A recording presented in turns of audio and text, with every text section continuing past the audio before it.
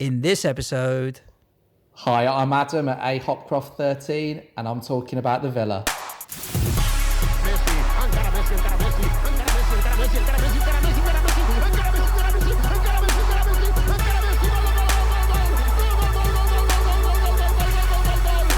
Fantasy Football Show.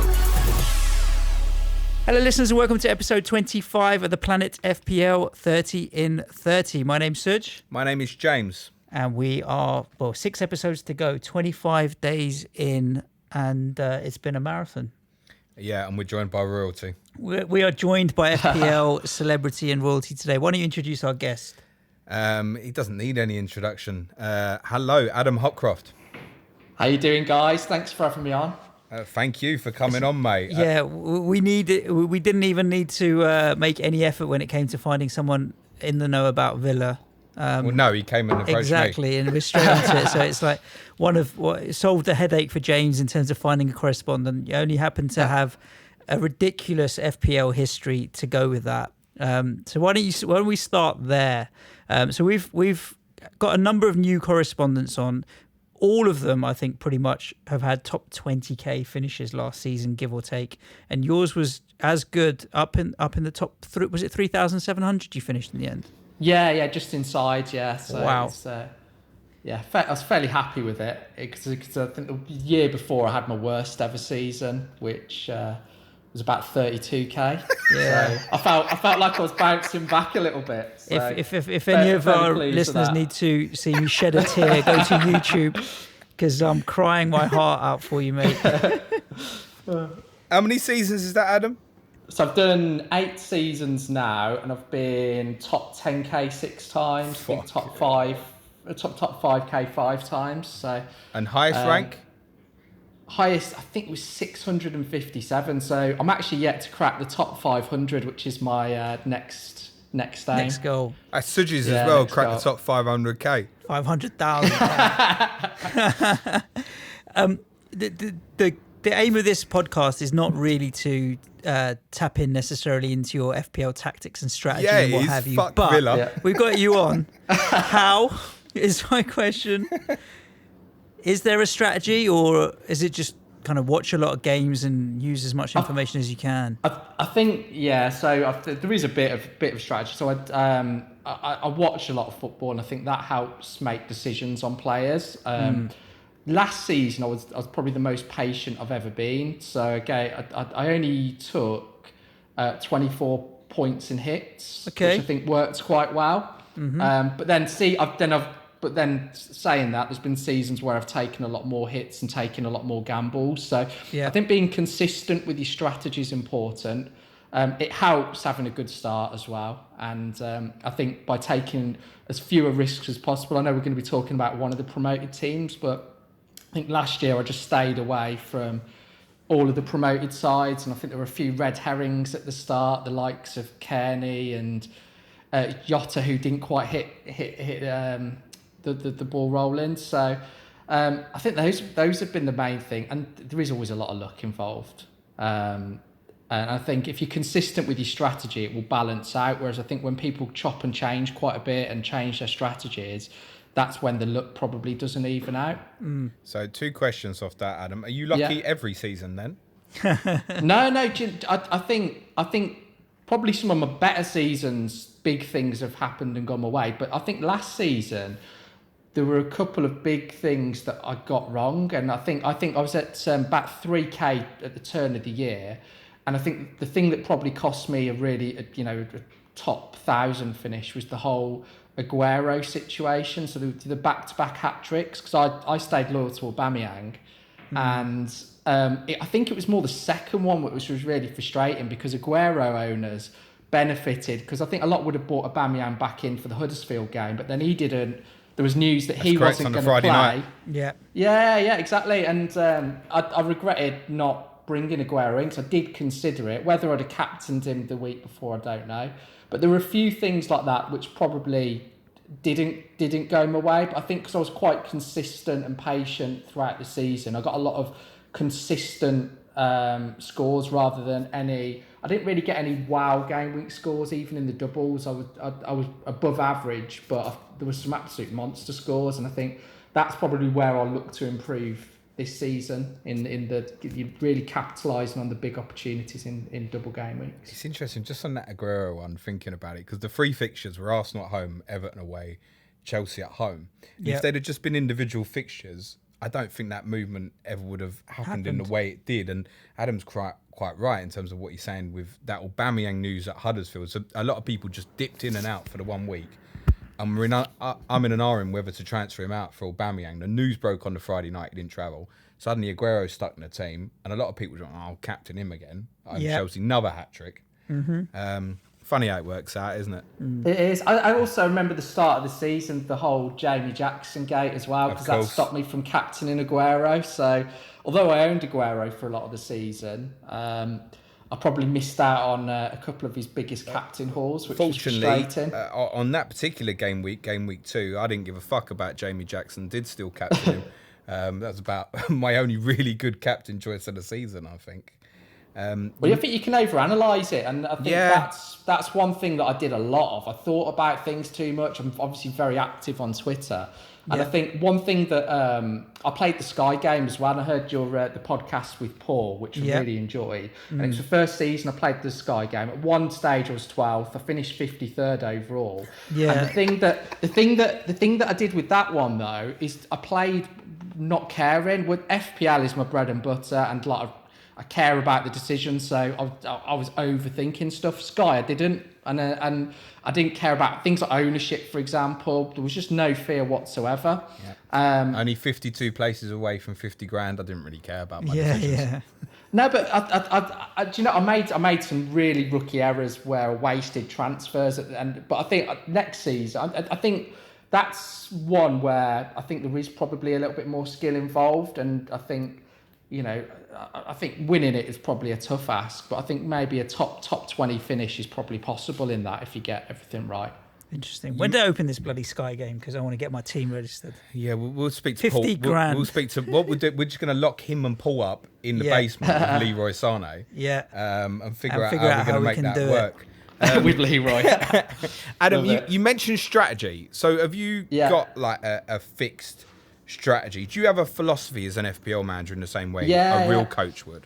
I've got so I think for the start of the season I play it fairly similarly. So I always look to wildcard quite early. So usually I'm planning around game week 4 this year. And the reason for that is I think the knowledge increase from game week 0 to game week 1 to game week 4 is huge. So you know who the value players are. So like last year when I wildcarded, I like the look of Jimenez just from watching him, and the fact he was nailed on at 5.5, so I brought him in quite early on. I invested in Wolves defence as well. I think I wildcarded game week 3, I think game week 4. So the plan this year, and then you only have to worry about 3 or 4 game weeks. So I'm definitely going to wildcard early on. It depends on the prices, and we'll probably talk about Villa more in a minute, but it depends on the prices for the promoted teams, because I don't really. I think I like to play it fairly safe early on, and then I can gamble. I can really invest in the value players in the wild card. I think I'm tempted this year, and I know a lot of people have talked going big at the back. Depending on who's listed as strikers, I'm tempted to go without a premium striker. To go without. I looked at it. I looked at it last year, and there was a point there was a couple of points I was very close to doing it, and I'd have gone quite heavy in midfield with the likes of Sterling, Salah, and Hazard, and I think I'd have been better off doing it. I just think they get an extra point a goal. They're pretty much playing as strikers. The assist potential is better than the forwards. Extra point for clean sheets. It all kind of adds up. Exactly. So I think for me, it depends on what who the value strikers are, but I'm unlikely to invest in Aguero, Aubameyang.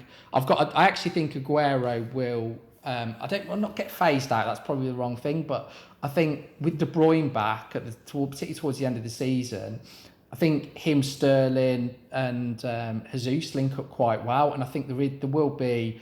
I think I don't think Aguero will still be the main man, but I think with De Bruyne in, he can afford to rest him a little bit more. So, and I just think it's an extra. Sterling will play more 90 minutes, so I'd rather go for him. I think De Bruyne will be a bargain if he stays fit, and then I'll probably go for a City defender. I'll have 3 Liverpool as well. Almost, it just depends on the prices as to who. Yeah, of course. I just want to pick up on what you said about the early wild card, because obviously my intention last year was I only did the same. I planned for first 4 game weeks, felt like it was going okay. Next thing I knew, it was like game week 18 or something I wild carded. Do you, when you're setting you've already got a clear strategy there. So have you already got a strategy in terms of chips? So what I think the only way really to play the chips, in my opinion, is I saw all your podcasts on the strategies, and I think it has to be in line with those, because I think particularly with the double game weeks, there is so much potential in them that people could get ridiculously high scores, and I think you put yourself at a huge disadvantage. The blank game weeks, I actually think the thing that I've probably learnt with those is not to worry about them as much. And I over-invested. I've spent about 12 points here. There was my two. The first blank game week for me was absolute disaster this year. So I think I will use my chips in and around the second wild card, free hit, triple captain. I'll try and use a triple captain on a double game week. So I wish I'd have obviously used it in game week 25 last year on Aguero or Sterling or Laporte. So that was an obvious error. I mean, I used my triple captain on Salah in the blank game week against Fulham, and that was an absolute disaster. I think I got a bit brave on Twitter, and I said I was going to do it, and then I thought, and then when you talk yourself into it, well, I'm backing myself here, and then watching that game. I mean, he had a lot of chances, but. Talk about a player who was off form. He just couldn't finish. But there were a few things that went. I mean, Milner just came on when they got a penalty. Otherwise, he might have had that. So that was a really bad decision. And so it could have been better. But I'll try and use the chips in line with the double game weeks. But I think the early wild card for me, unless I'm doing exceptionally well and don't need to make changes and I get everything right from the start, which is unlikely, I'll almost certainly do it anywhere between game weeks 4 to 8. I think the fact that there's a nice 2-week international break in between game weeks 4 and 5, and then another one between 8 and 9, lends itself to good times to potentially pull the trigger on the wild card, because you have a nice long 2-week window to tinker around and play. That's when to be honest, I've always tended to do them around the international break. I don't think they're great for price rises. I think that's a little bit of a myth, because people lose momentum. So the first couple of days it's great, and then people lose momentum, but it is quite good to keep you occupied in the international break. Well, you've got more time to think, and also the concerns you might have from sort of international injuries as well. Everyone gets bummed on that somewhere, don't they? Every international break. Every international that's hard break. To predict. I agree. I think the international break is a good time to wild card in one of the first two. One of the reasons I wanted to mention sort of going on, you saying wild card game week 4, is because one of the ideas we mentioned on episode 15 was the fact that there might only be one big double game week this year, and it's going to be hard to know till quite a while into the season, possibly. And that would possibly be double game week 37. Now, if you want to get to the bench boost in that means possibly wildcard in 36. That then means, how many weeks is that between wildcard? Is 32 game weeks. That's too long, isn't it? Between 2 wildcards? Yeah. Feels like it's quite long. It depends on how you're doing and how your team set up, because and obviously I think following the likes of you guys, Ben Krellin, there's plenty of time to come up with the strategies, but I usually stick with the most popular one, because it's they're the most popular ones for a reason. So I think my instinct this year is to plan for longer at the start because of that gap. Yeah, but not more than 8 game weeks, surely. No, I mean, I'm not looking at 19 game weeks, am I? But my theory is potentially to look at, okay, obviously 8 sort or of 12. 7 or 8 for the first 4, and a few more for a little bit further on. And obviously, if it's fucked, you just do it, right? Well, from the fixtures point of view, other than Spurs for City, City and Liverpool are good for their first 11 games until they play each other in game week 12. So if you've got 5, that's a third of your squad. That's what I think. Why are you a third of your squad's covered for 10 game weeks. Why are you going to come off from that early? You don't need to rotate. But he knows what he's doing, and we don't. No, it's true. I think it depends. I think probably the interesting thing is there are a lot of clubs in challenging situations. I think you look at Chelsea, there could be some absolute gems at Chelsea given I agree. the fact. So who are they going to be? Yeah. We don't know who they're going to be. You look at Arsenal, they're difficult to predict. I think other than the top, you've got Liverpool and City are fairly stable and you know what you're going to get from them. Spurs I think will be as well, but outside of that, I think particularly the other 3 teams challenging in the top 6, you don't know what you're going to get. United, they're an absolute shambles at the moment. I think particularly in the transfer market, I think there's so much you don't know at the start of the season. So I remember if looking back at the start of last season, Ryan Fraser turned out to be a great option that some would have picked. I think Pereira at Watford had a great start to the season. So I think there'll be gems like that you just won't know about. Or you'll get wrong and then you'll want to swap them over. That's why we're doing 30 podcasts this month, mate. Yeah. To speak to someone from all every the big single clubs. club and the rest of them. And on that note, let's talk about the Villa, mate. Yeah, in a great position at the moment. So I think the really pleasing thing with Villa is the structure of the club is spot on, and we've probably had 10 years or so since the point when Randy Lerner stopped putting money into the club to the beginning of this year, the club has really, really struggled. We've had owners that haven't worked out. I think a lot of the time we've blamed the managers, but I think potentially unfairly the structure of the club's just been really, really poor, and we just haven't.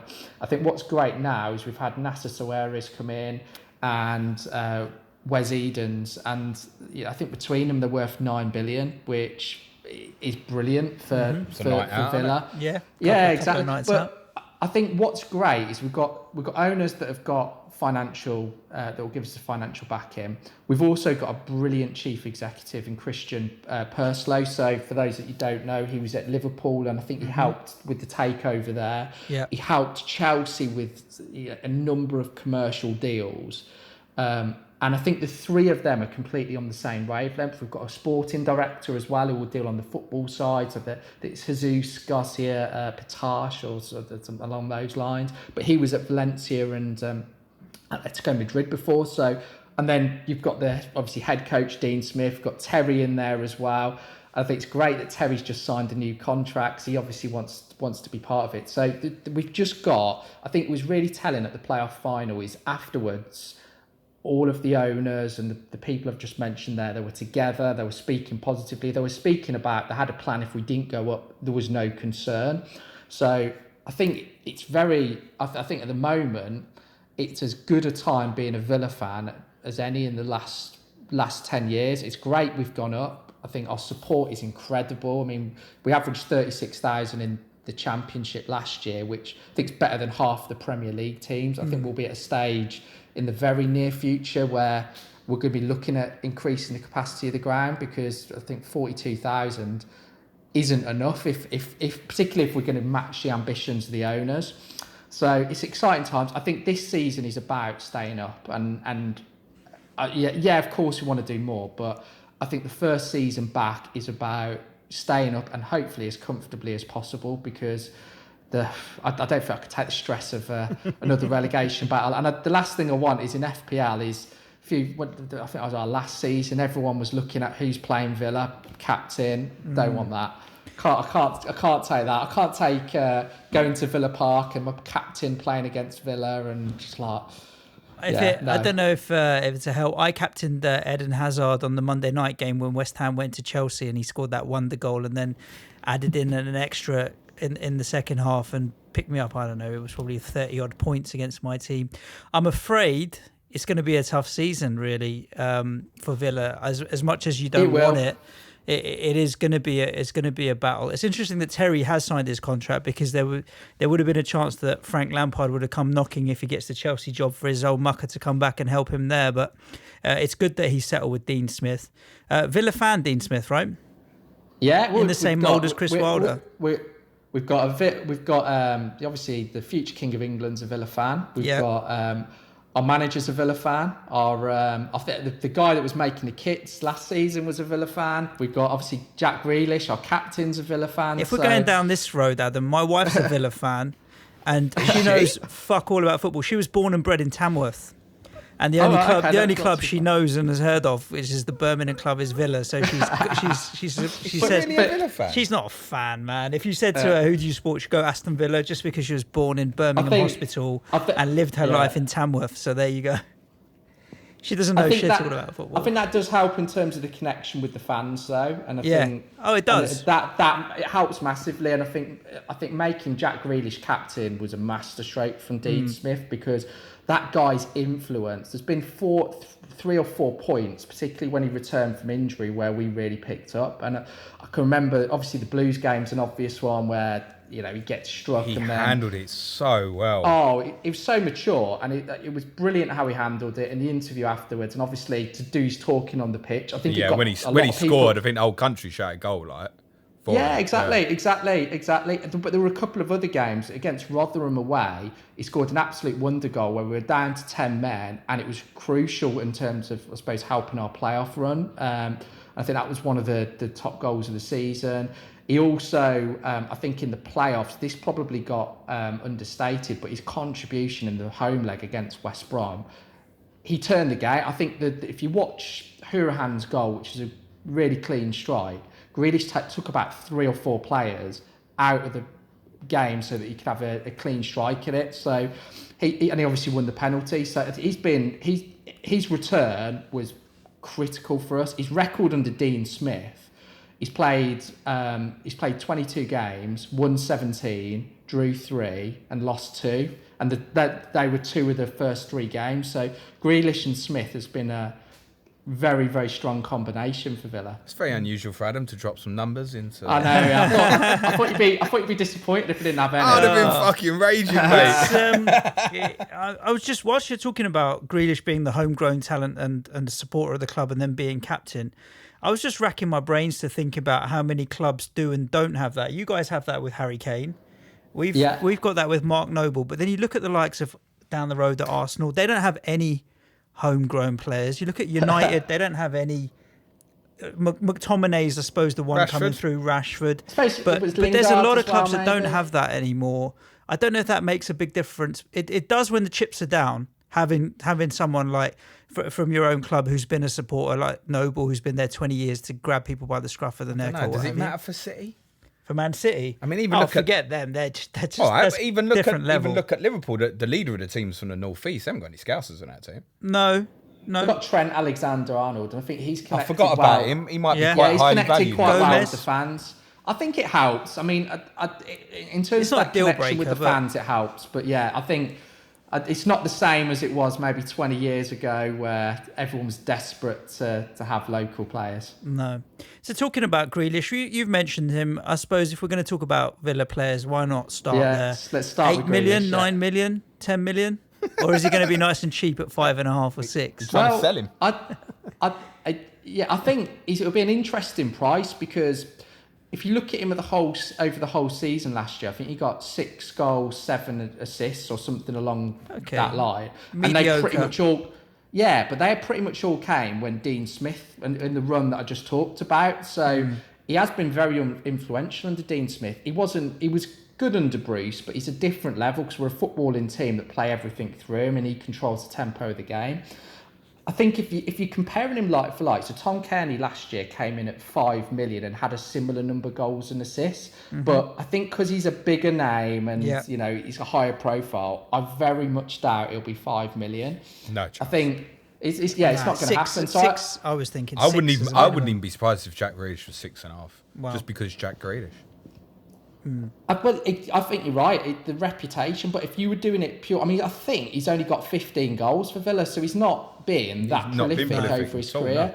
I mean, he's great. He's very creative, and he creates a lot of chances. I think he was second or third in the championship in terms of chances created last year. But he just overall, he gets fouled a lot, so he might get some fantasy assists for that. But he's just an incredible player, and I'm pretty confident he'll break into the England team. He's this type of player that, and I watched Foden the other night, who I think similar, it's a similar talent, but those are the type of players that England are missing. I like Harry Winks as well, but those ball-playing players that can dominate a midfield. You spoke about it so much. Yeah. Grealish is, from an FPL perspective, I'm not convinced at all at any price. I'd agree on that. But his ball retention, he gets fouled so much. He relieves the pressure brilliantly for Villa. And I think Adam's right. There's every chance that him, the Maddisons, etc., Fodens, if they get in that England squad next summer, we'll be a lot better off. I think so. We've got a great front three. We've got good fullbacks, and I think that midfield has been frustrating. And I think we play the majority of games that England play. They're games we should dominate, and I think we need people that can unlock defences, and I think those type of players can do. But I think from an FPL perspective, at some point he could be an option because, like I said, he's involved so much in what Villa do. And I think little stat for you, I think in those 22 matches under Dean Smith, he's got 6 goals and 7 assists, so his returns look a lot better already. So he could be an option, but I think a lot of it depends. We're still a bit uncertain as to what Villa's starting lineup is going to look like, because a lot of our squad were loans. We've released 10 players, which I think was the right move to do, and it sets us up nicely. But I think, as you mentioned, Sergio, it could be really tough for us because we're going to have a lot of new signings, and I think, the fans will be on side, but I think we need to get some results quite quickly just to take the pressure off the team and off Dean Smith, and just so that we can give people time. I think it'll be interesting. But I think from an FPL point of view, so Grealish could be an option. I think the fixtures are quite nice. So we've got 3 home games in the first 5. I think we've got Bournemouth. Yeah, I like them first 5 home games, Adam. I'd mentioned when we did the fixtures pod. Bournemouth, Everton, West Ham, Burnley, Brighton. They all look very winnable. Even Everton early doors. I think the key thing with looking at FPL players for Villa, and particularly around the midfielders, is going to be price and how you want to set up. So Grealish, there's advantages. If he comes in at, say, 6 million, there could be some big advantages of that from an FPL point of view, is that if he was 5 million and then you want to take him out and swap him, you're probably going to have less options, whereas at 6 million is usually quite a hot price that you could quite easily shift him over without having to do surgery on your team. I think looking at the other options for Villa, I think McGinn is an incredible footballer. It's the one I really want to speak to you about most, to be honest, Adam, is John. Yeah. But I think as a footballer, he's tenacious, he's skillful, he's box to box, he can score goals, he can set them up. I think the thing that would put me off McGinn is he got 14 yellow cards last year. And it's just because of his style of play, he gets involved a lot. And he's not a dirty player, but he'll put his foot in, and I think that would frustrate me. As I don't like players that get booked a lot, because I think you end up with too many one-pointers. Again, it depends on his price. I mean, he'd be an absolute, if he comes in at anything 5 million and under, he could be an absolute bargain. Well, I'd mention him more because there's more chance of that, isn't there? I think there's more chance of him coming in at 5 than Grealish at 5.5. For example. Oh, of course there is. And it'd be an absolute gift if they'd give him us at 4.5 million. If it was 4.5 million, put him in 100%. But I agree with you. I think you've also got, but I think he could be a good option. It really depends on who we bring in. Because I think the midfielder probably most at risk is Conor Hourihane, and I think. I like him as a player, and he can play a deep line midfielder, and I think he's quite good because he's got a decent shot on him. He's great at set pieces. He got 11 assists last year, but he's also got an eye for goal, and I think he'll be a bit of a utility man because I think he can also play in the more attacking roles as well. But I think we've been linked with a few defensive midfielders and players that can play in that deeper role. And I think Grealish and McGinn will 100% be in the starting 11, irrespective of who we sign. I think Hourihan's more likely to fall out. I think one option to look at from the players that we've signed, so we had Anwar El Ghazi last year on loan, and he's quite, I would say he's raw. He's got raw ability, a bit of a raw talent. He's quite an exciting winger. You know, he can shoot off both feet. He scored a header in the final, so he could do okay, but he's untested at the top level.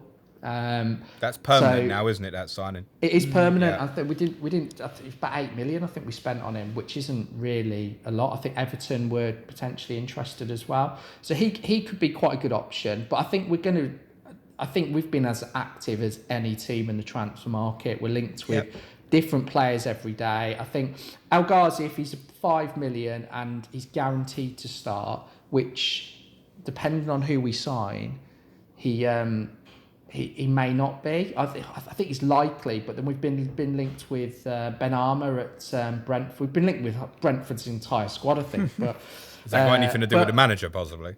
Yeah, of course it is. And Hotter, we signed from some small club up the road. Don't really want to talk about them, but he's he actually did very well under Dean Smith at Brentford. So I think he knows the players that he wants. And I think we're not going to go after players that are going to demand huge wages. And I think part of that is because we were crippled with the likes of McCormack, Richards, and a number of other Bonlahor for a number of years. And it's quite nice now that we've just got rid of 10 players. I mean, I'd be very interested to see our wage bill because it must have come down substantially. How much time did you spend on YouTube watching Wesley? Yeah, quite a bit. I saw that. My favourite was, I loved that Champions League goal that he scored, and I think I've not checked Twitter in the last couple of hours, but I think we're hoping he's going to get a work permit. He'll get one. Yeah. He should. It's too much money in the transfer for him not.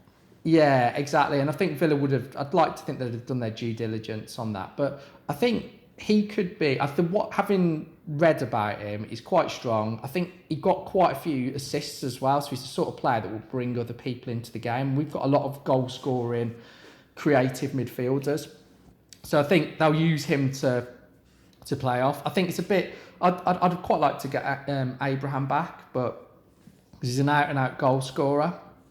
But it could turn out to be as good as Benteke was. Who knows? It's just an unknown. He could. He's not quite. I think when you had Raul Jimenez coming in at 5.5 million last year, he had a bit of international pedigree.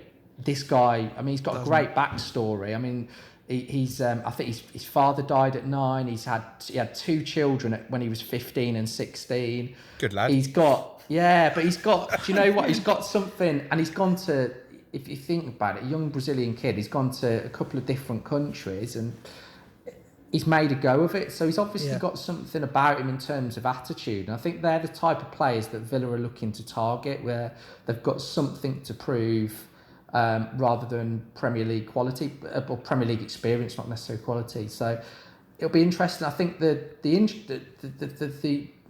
big difference now is, I think it's, if you're a good technical footballer, it's easier, and I think we see more foreign players come in and adapt in the Premier League than they did 5-10 years ago, because the league has changed. People pass it out from the back. Fouls are given if you touch anybody. It's just a different way of playing. So I think hopefully the players that we're bringing in, it shouldn't take them too long to adapt. I think there are two probably. I think our defence could be a really intriguing option, but it depends who we sign. I mean, every Villa fan wants Tyrone Mings back. I think it will happen, but obviously the longer, at 4.5 million, I think he would be a great shout. And it depends who's going to partner him. But we signed House from Wolves for 3 million recently, and we had Twinsaby as well, who played alongside Mings and did well, but so did House at some point. So they could. It depends who's going to be up the centre back partnership, but there could be some good options there. Butland, if we get him, which I think, having read all the rumours, I think that'll happen. We need someone to challenge Steer, and I think we need proven experience. Is he good enough, Steer?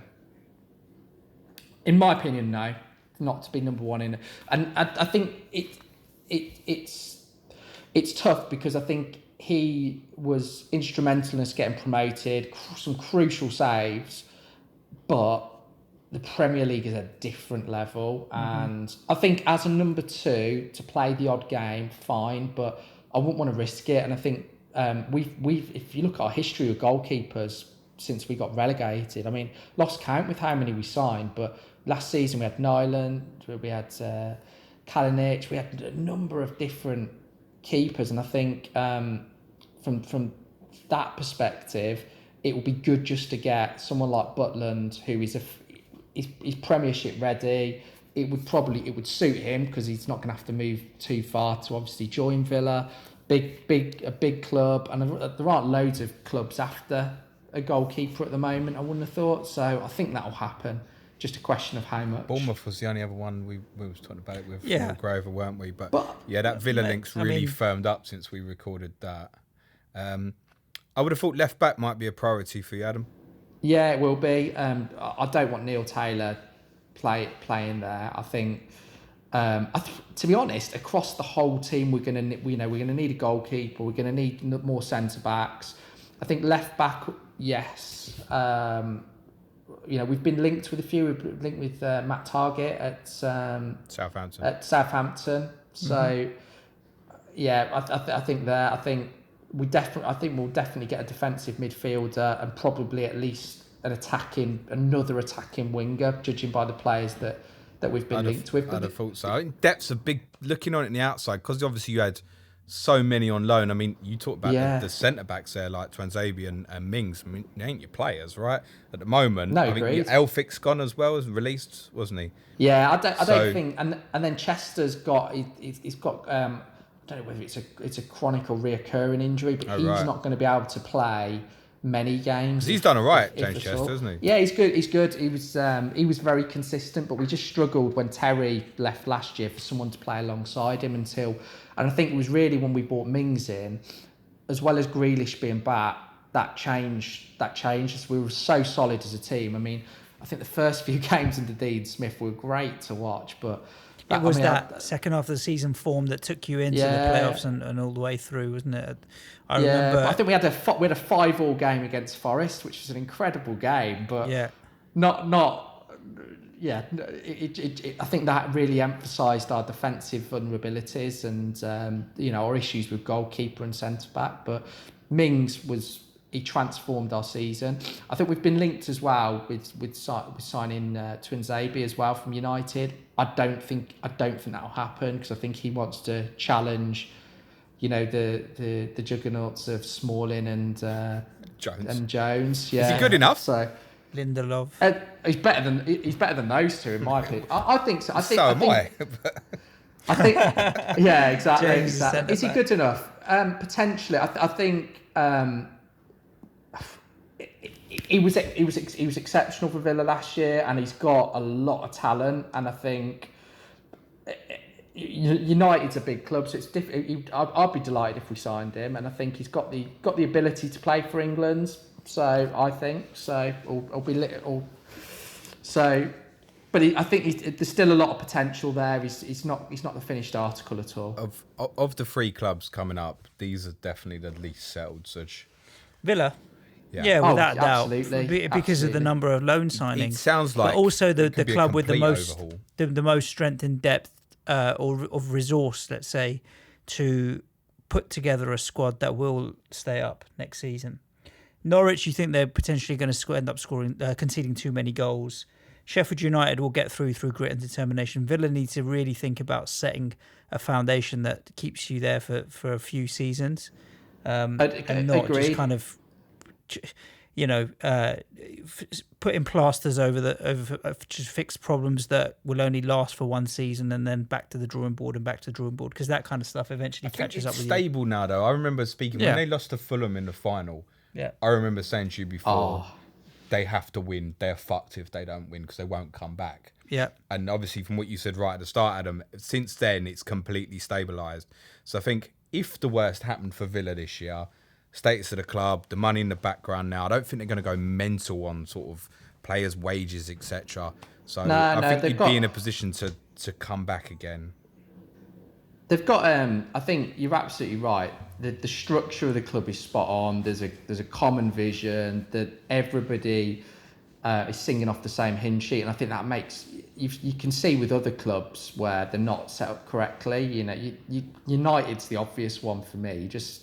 It seems an absolute mess at the moment there, and I think when you look, what I'm pleased with Villa is that right from the top of the club, we've got the right owners, the right chief exec, the right sporting director, and there's just trust, and they're all working together. And I do feel they're working as a team, which I think which makes a huge difference. We're going to have an unsettled team in terms of personnel, and we're not going to be sure. We're probably unsure as to what the starting 11 will be day one. But I think signing the likes of, I think Tyrone Mings would be a huge signing for us because he'd give us a bit of stability in that defence. He's used, he knows the club. So, decent 4.5 option if he signs, Adam, or is it just a void? No, I think I was so impressed with him. I think I knew about his injury record. And I was a bit surprised that he didn't, he played every game for us other than the ones he was suspended for. But he was brilliant. He's a leader. He's good in the air. I think he got a couple of goals for us as well. So I think with our fixtures, if he's 4.5, depending on other players, I think he could be an option. And I suppose there might even be a 4.0 option in somebody like Courtney House possibly, but it really depends on who we sign. It'd still be more expensive than what you paid for him. That's always a worry, isn't it? Yeah, exactly. But he's looked good. I was so surprised that. Sure, Bradley was tweeting about him and saying he didn't mind him. Yeah, he was good. He's looked very, very, very accomplished. I was shocked really that he didn't really. I suppose Wolves, they've got Bowley that plays on the left of the three, but he didn't really get much of a chance there, which was, their loss anyway in our game. Interesting. So I suppose it's a kind of real watch this space in terms of the transfer window for what happens with Villa in the next 3 or 4 weeks, and then the prices, as with a lot of clubs, to be honest, once the prices are out, back knocking on Adam's door to find out what do we do next with Villa assets. Yeah, that was the problem with his 30 and 30. Yeah, that's the thing. But we did 31 and 31. We did want to didn't get work. the ball rolling as early as we can, because I think that there's enough value in some of the promoted clubs and the conversations that we had for people to keep their eye on certain players in the transfer There's certain market. things that aren't going to go away. I mean, for those who are looking at sort of Villa talents, you're probably looking at those cheapy defensively, watching the goalkeeper status, and kind of Grealish, McGinn. I don't think Wesley will be too expensive because it's shiny new signing. El Mohammedi's one I want to ask you about, actually, because he's kind of been he's kind of flirted with most of us over the last 5-6 years, I think, from his whole I don't think he'll be an option. So we signed, I can't remember the guy's name. We signed the French right back who we sent back on loan in January. So he might get the odd game, but I think both the fullback positions will look to strength. In fairness to him, he's always been okay going forwards, and I think he got about 7 or 8 assists last year. But I'd be surprised. I think long term he won't be starting for us. But who knows? I think until we get to the last pre-season game. At the moment, with the potential new signings, it'll be interesting. I think I'm also interested in Jonathan Codger could be a possibility, depending on the level he comes in at. I think he scored last night for Ivory Coast. Got 9 goals last season. Did he get bought from Brentford as well originally? Bristol City, I think it was. Wrong. Someone beginning with B.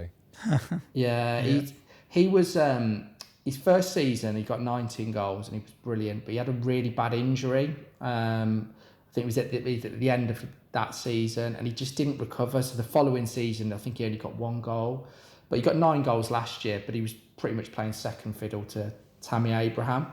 But he could be. I mean, it depends. Again, it depends on the prices. He could be. I doubt he'll come in at 4.5, but if he did, he 5 could be and an it drops. option. Yeah, maybe. Yeah, you'd think so. But again, it also depends on the situation with Wesley. Will he go straight into the team? How long will it take him to settle? So it's still very up in the air as to what our started lineup will be. But I think with our fixture list, I think it's so important that we start strong. And from the first 6 games, we've got 7 or 8 points. Because I think if not, it's going to be a really tough. Yeah, it will be. I think you will do. I like them home fixtures, mate. I think there's points. I know, but the big challenge is that the Premier League is full of quality, and when you're trying to stitch together a team of new players that haven't played together for a while, it can be difficult. Yeah, and you look at Bournemouth and Everton at home, and then Palace away. All 3 of those games, on paper at the moment, all 3 of them have got better squads than us. I mean, you look at Everton, to be fair, probably by some distance. So I'd argue at the moment, Adam, right now, of the 20 teams, you've got the weakest We've squad. got the weakest squad, yeah. I wouldn't disagree. But that's probably not necessarily going to be the case in 6 weeks. No, absolutely. Yeah, exactly. We've got less players than we finished. Well, we've lost 10 players since, plus the loan ones that have gone back. And we finished 4th in the league and 5th in the league and went up through the playoffs. So we finished below Sheffield United and Norwich. So, and our squad is weakened, so you can't argue with that at all. But there's a lot of optimism around Villa, and I think Villa Park will be. I think the atmosphere will be, be the 12th man. I wanted to mention that because the last time we played you, I went. We played you on a Sunday, and you mentioned the attendances last season. It was about 25,000 in the ground, mate. You were on this horrendous losing run. It was March, and everybody knew you were already relegated. What was the score that game? We won 2-0. Yeah, Kane scored. So twice. that was. I gave my season ticket away that day because my son was born on that night. I know, yeah. So I thought, yeah, but I think it's Harry Kane or because I had Kane and Ali, and I think they both got something, but. I gave it to a Spurs fan because there was a guy on my team who didn't get to see Spurs that often. So, but I remember, that was, we were terrible at that point as well. Awful. 25,000 at Villa Park is nothing. That's about as poisonous. We were going for the title as well. So, that's as poisonous as a atmosphere I've ever heard anywhere. Oof. We bad. I'm not surprised, and I think I know over the years Villa fans have been tarnished as fickle, but in fairness, there's been, I think with the ownership situation, I think under Randy Lerner to start with, it was great, but then it was just similar to Newcastle, just taking money out of the club. It was inevitable that at some point, in fairness to Lambert, looking back at it, he probably did quite well to keep us up for as long as he did. At the time, I was, not too happy with him, but it goes back further, doesn't it? You remember when Martin O'Neill walked out, and it was like, where are you going? You've just done it right. Well, I think that was the point where Randy Lerner's like, we've got because we were close and we were challenging for the Champions League spots, and to be fair, we weren't a million miles behind Spurs at that point. But I think Randy Lerner had put so much in, and it was a case of I've put loads in that when we haven't done it. Yeah. And he said the taps is going to turn off. We lost the likes of Milner, Young. I think that squad in 09-10 that we finished above. I remember 4 days before we went to City and won, they went to City and lost. And if Villa had won, it was kind of almost in Villa's hands. And their squad was stronger than ours. Think of all them young English players that were there, like Milner, Downing, Ashley Young. Gareth Barry. They had a good side, man.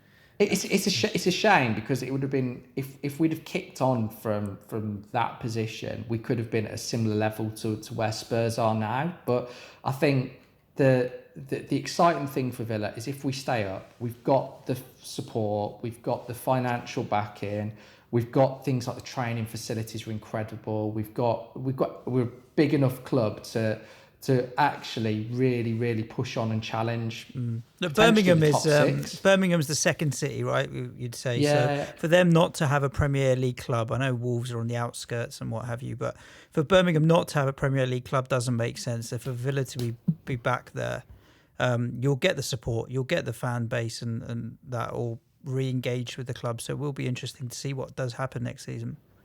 Yeah, I can't wait for it. And I think it'll give me that dilemma of trying not to have any biases in my FPL. I've had 3 years of that. I can't remember if it was the season we went down or the one before, but I ended up putting Scott Sinclair on my team, which was I don't know why I did that. He scored 2 goals all season, and then I thought, okay, I'll get him in because I do like having players from your a own club. team. I do where I can, but Who would it be if you had to get one right now? Who would it be?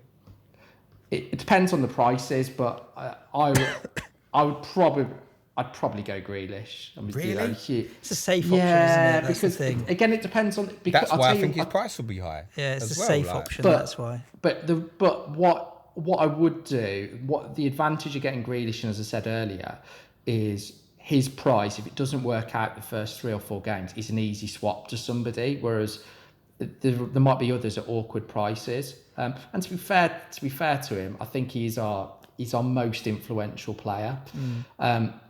Will I have Grealish?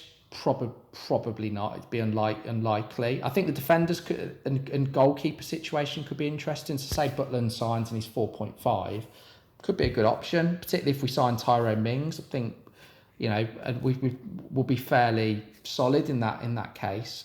So yeah, your 4.5s or your cheap players is not where you want to be doing a lot of chopping and changing. I mean, all season, I'd love to say Wesley, because I've got a soft spot for number 9s and strikers. Yeah. I love from a Villa point of view, I love Juan Pablo Angel, but Benteke and those types of players. Dion Dublin, Scott Sinclair. Wow, yeah, didn't he wear number 9? Did he? I think he did. Yeah. Randomly, I think. I mean, in terms of the big centre forwards, I think it'd be absolutely great if he turns out to be an FPL bargain. Whether he will or not, I don't know. Yeah. I give it 2 game weeks and everyone's calling him Wes. Getting Wes. Get Wes in. Yeah. Excellent. But I think the thing is, Villa are going to have to score goals, and we'll only have at the moment. We've only got one proper.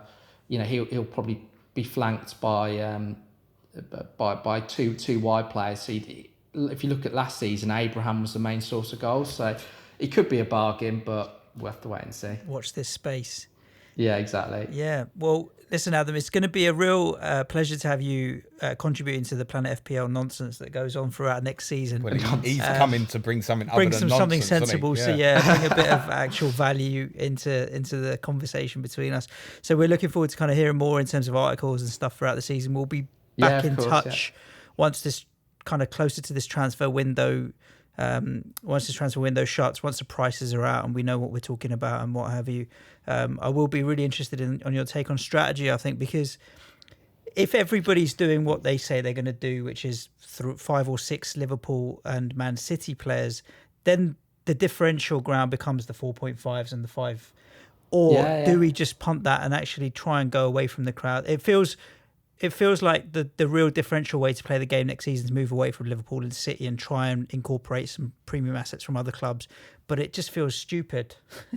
I feel like anyone who tries to go down that strategy is trying to be different to be clever, but it also feels just a bit what stupid. I've said. I hope they're all really overpriced. I would love it if makes the game Robertson and Alexander were 8.5. I know they won't be 8.5. I'd love that because then I think that people have already. I keep seeing people say Alexander that's 6.5. It's a fucking auto pick at 6.5. Yeah, like they're going to be serious prices.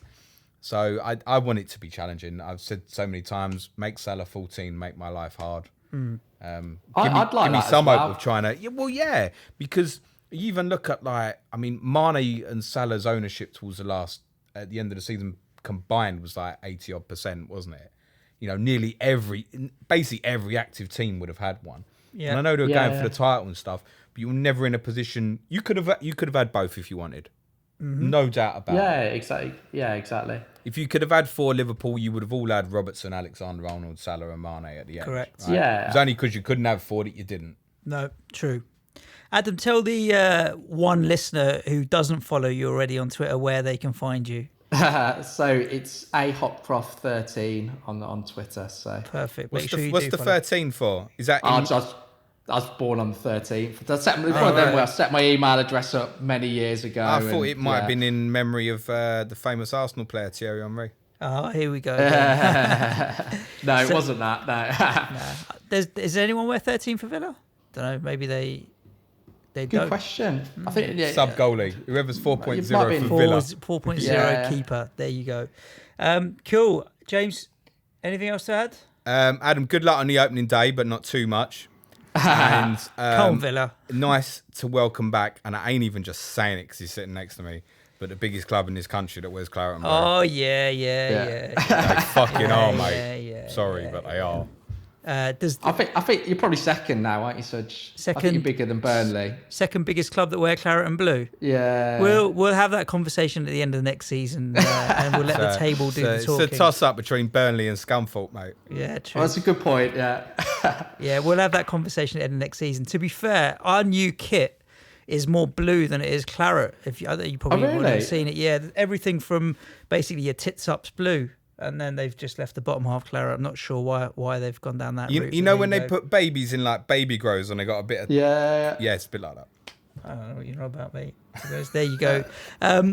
Thanks for joining us. Yeah, thanks for having me on. What day are we on? We're 25, so 26. Tell the listeners who's on day 26. So we've just had, obviously, our 3 promoted clubs in a row.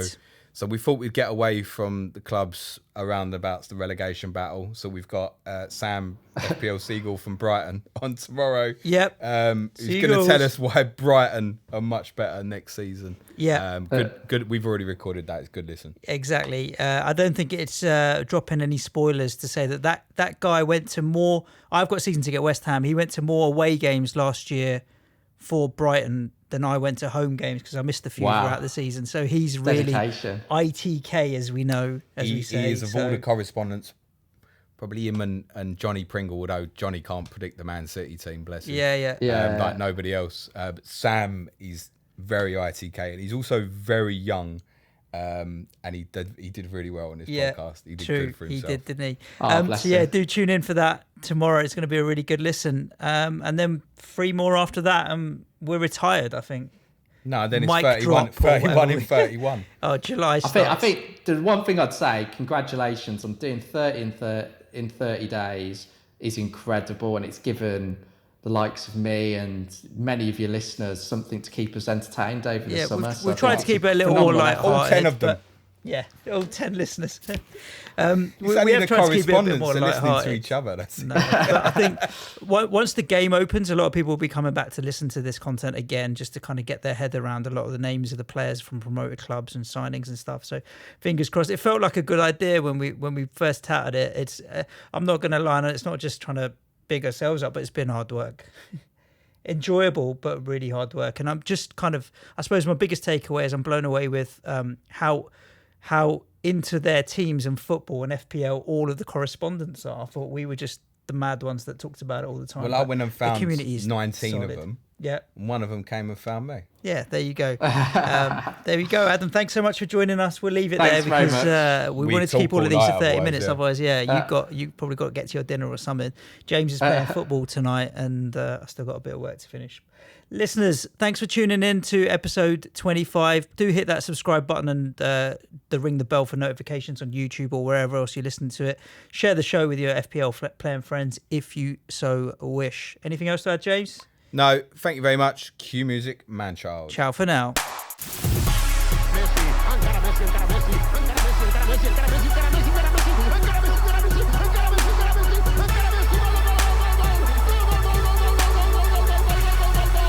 The Fantasy Football Show.